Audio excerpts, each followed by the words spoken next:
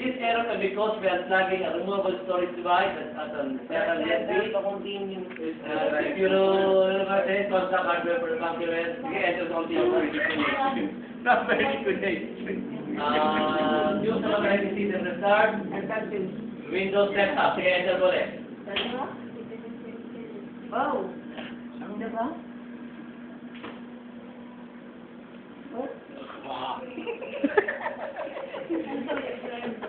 Sir, tawa na talaga, tawa na. Sir, lalagay ka sa YouTube. Sir, Hindi kang malaglag, sir, ah. Ang tuto kay Junior, ha?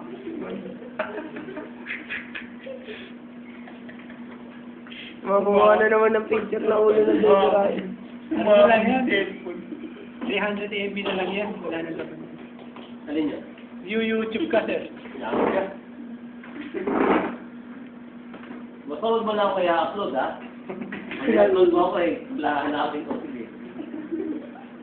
Xavier, nalalagay mo. Medyo matagal ang Windows 7 kasi unang-una, yung ating processor is Celeron. Hindi advisable kasi na may problema talaga.